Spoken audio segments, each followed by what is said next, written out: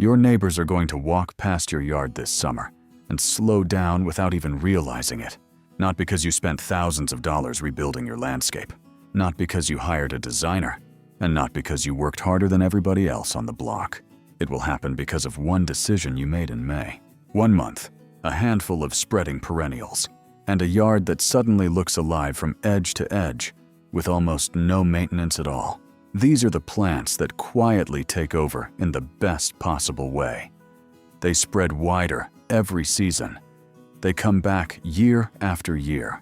They fill empty spaces, soften hard borders, attract wildlife, suppress weeds, and create the kind of lush, layered landscape most people assume requires constant work. But timing matters more than most gardeners realize.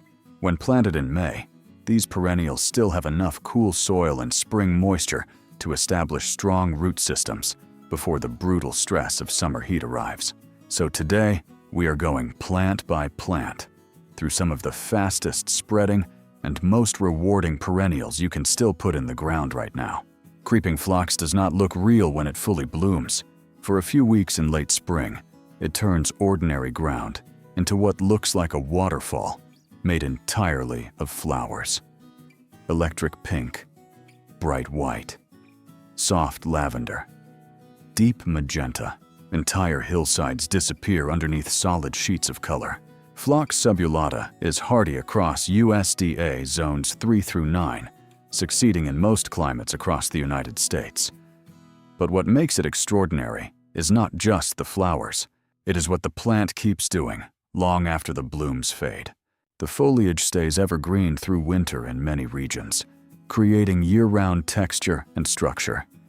Every season, the stems slowly creep outward, rooting wherever they touch the soil. One small planting gradually becomes an entire carpet. No replanting, no reseeding, no constant maintenance, just quiet expansion year after year.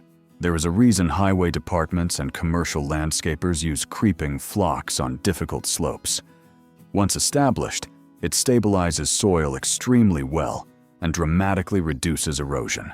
Planted in full sun or light shade with well-draining soil. After flowering, give it a light trim. That single cut encourages thicker growth and helps the plant spread even more aggressively the following season. Now let's talk about a perennial. So tough it grows almost everywhere in America. Daylilies survive freezing winters in Alaska, blazing heat in Arizona, humidity in Florida, and frost in the northern Midwest. Hemerocallis, better known as the daylily, is hardy in USDA zones 1 through 11. There are more than 80,000 registered cultivars worldwide. Deep burgundy flowers, bright orange blooms, creamy whites, pale yellows, rich purples, peach tones, vivid reds, and dramatic bicolors. But the real secret is combining early, mid-season, and late-blooming cultivars together so the waves of flowers continue for months instead of weeks. A properly planned daylily bed can bloom from early summer well into fall. Every few years, the clumps become larger and denser until they can be divided into completely new plants. One healthy, mature clump may produce 10 or more divisions, eventually becoming hundreds of dollars worth of free landscaping material. Mass-planted daylilies also shade the soil so effectively that many weeds struggle to establish underneath them. One important warning, though. Daylilies are highly toxic to cats, including the pollen and flowers. For dog owners, they are generally considered safe. If you have never had a hummingbird stop mid-air, less than an arm's length from your face, while sitting quietly in your own backyard, there is a good chance you have never planted bee balm. Because once you do, your garden changes, not just visually, biologically. Bees arrive in numbers you did not expect. Butterflies begin circling the beds. Hummingbirds return over and over again. Monarda didyma is hardy across USDA zones 3 through 9 and produces some of the most visually explosive flowers on this list. The blooms are spiky, layered, and intensely saturated in scarlet red, deep pink, vivid purple, and bright white. The tubular petals are almost perfectly designed for hummingbird feeding. Monarch butterflies, swallowtails, native bees, bumblebees, hoverflies, and dozens of beneficial pollinators work these flowers continuously from morning until evening. Bee balm belongs to the mint family. Crush the leaves gently between your fingers, and the fragrance releases into the air. Spicy, citrusy, and herbal. The leaves are completely edible and have traditionally been brewed into teas for relaxation and digestion support. Bee balm spreads through underground rhizomes and can quickly fill a large section of garden within 2 or 3 seasons. Choose mildew-resistant cultivars like Jacob Klein or raspberry wine for the best results. Plant them near patios, sitting areas, or kitchen windows where you can actually watch the pollinators working. Black-eyed Susan grows wild across enormous stretches of the United States. Rudbeckia fulgida goldsturm is hardy in USDA, zones 3 through 9, and blooms from midsummer deep into autumn, often continuing long after many gardens already look exhausted and faded. Most landscapes peak in early summer and slowly decline by August. Goldsturm does the opposite. When heat burns out weaker flowers, Black-eyed Susan keeps pushing fresh waves of bright yellow blooms well into September and October. Once established, it handles drought, poor soil, and summer stress with remarkable resilience. Underground rhizomes slowly expand outward, while mature seed heads drop viable seeds that germinate naturally the following spring. One planting eventually becomes a broad colony of glowing yellow flowers. Do not cut the seed heads down in autumn. Leave them standing through winter. Goldfinches, sparrows, chickadees, and other small birds feed on those seed heads for months during the coldest part of the year. That is the real advantage of native adapted perennials. Less maintenance, less watering, less fertilizer, more wildlife, more resilience, more beauty every year with less effort from you. There is a point where most gardeners give up on a section of their yard. Usually it is the dry corner, the rocky strip beside the driveway, the patch of hard compacted soil where nothing survives for more than a few weeks. But some plants were built precisely for those conditions. Yarrow is one of those plants. Achillea millefolium grows where many ornamental plants simply surrender. Dry gravel, thin soil, harsh sun, cracked clay, and instead of struggling there, Yarrow thrives.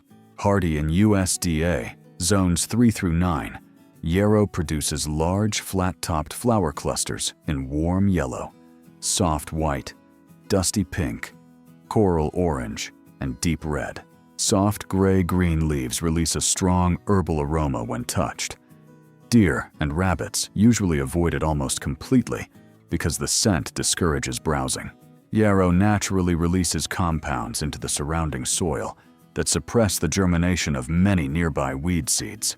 It also attracts enormous numbers of beneficial predatory insects, including lacewings, parasitic wasps, and hoverflies that actively hunt aphids and other pests. Rich, pampered soil often makes Yarrow weaker. Poor, neglected soil produces sturdier plants with stronger stems and heavier blooming. Planted in the worst section of your yard, that is usually where it becomes spectacular.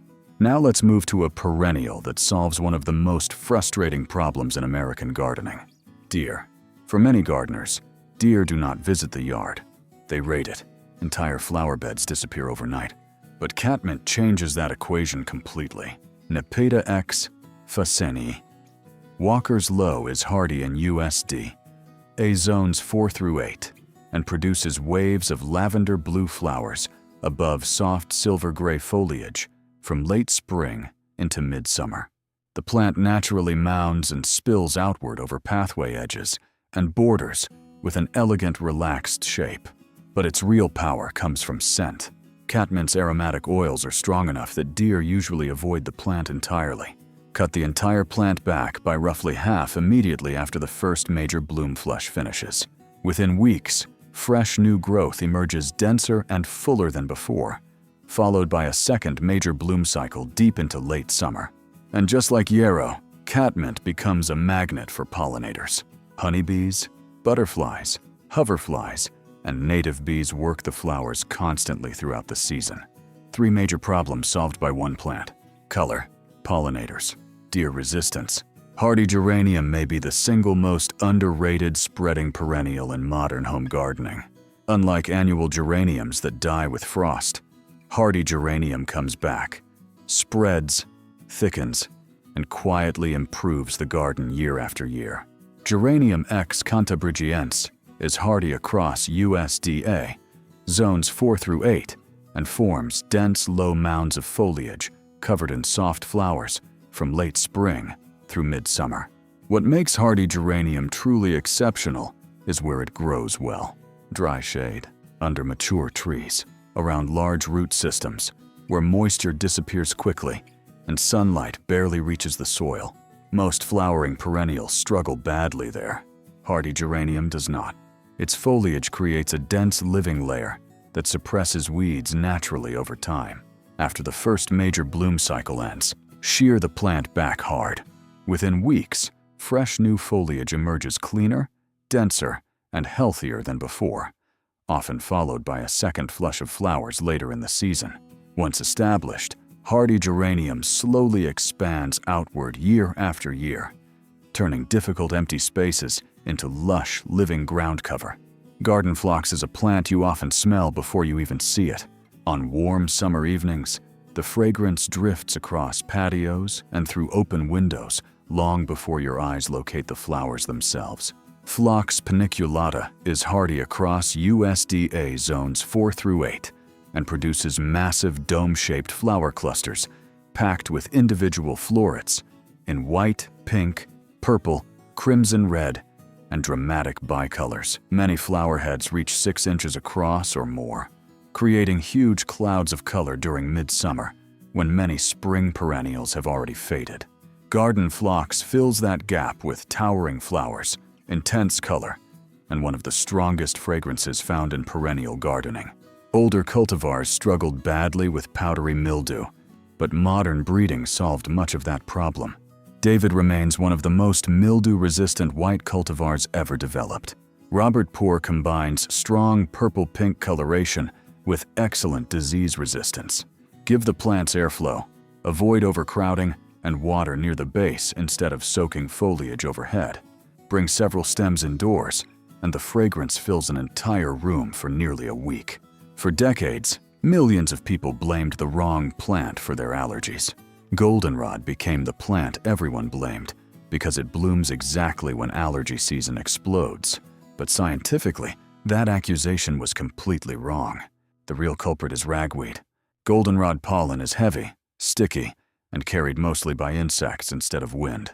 Solidago rugosa, fireworks, is hardy across USDA zones 4 through 9 and produces long arching sprays of golden flowers that explode outward like frozen fireworks suspended above the garden.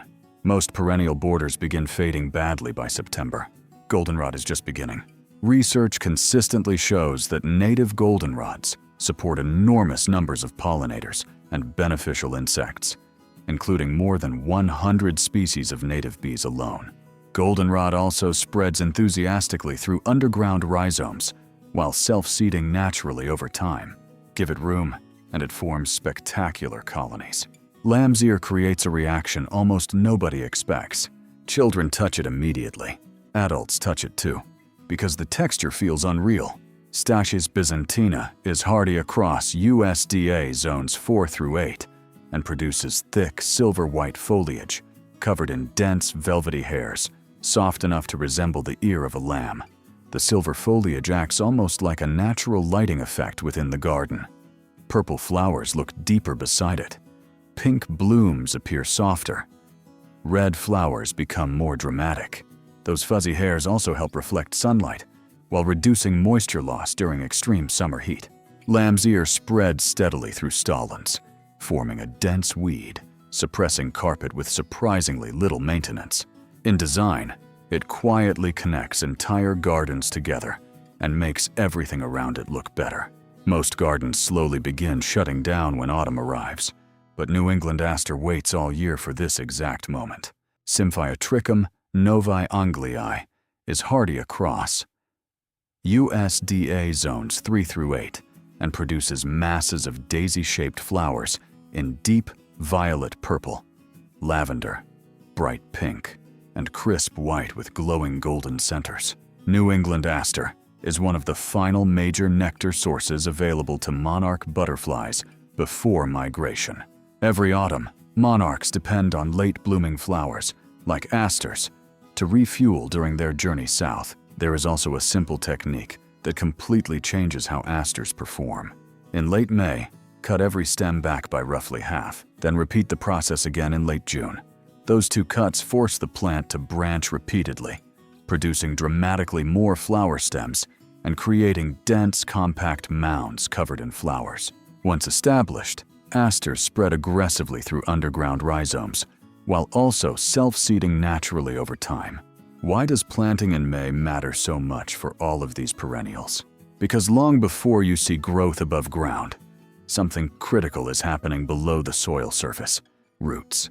In May, soil temperatures across much of the United States usually stabilize between roughly 50 and 65 degrees Fahrenheit.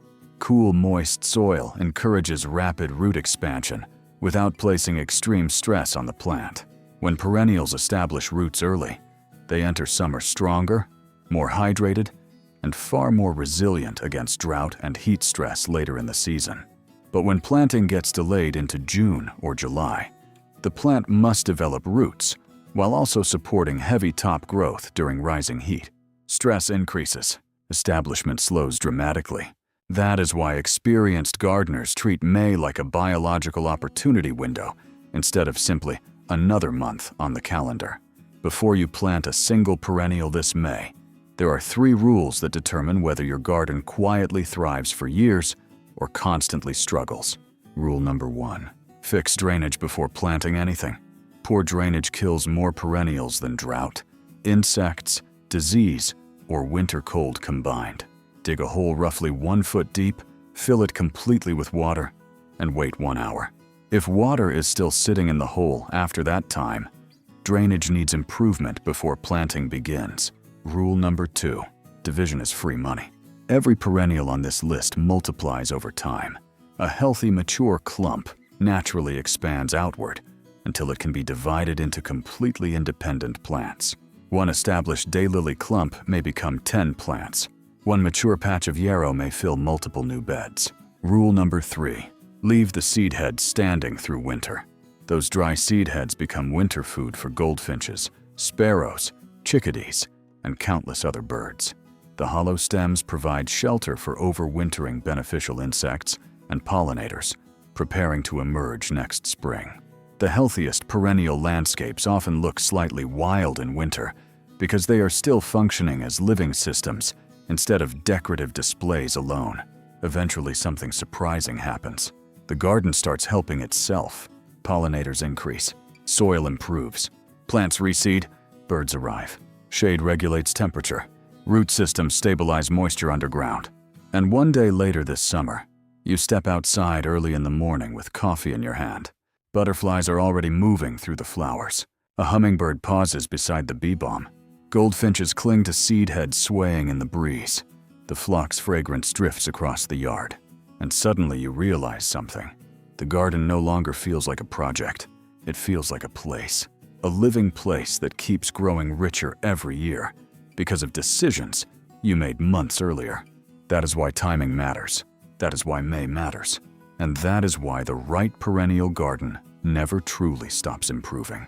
So before this planting window closes, choose at least 1 plant from this list and get it into the ground. A year from now, your yard may not even look like the same space anymore.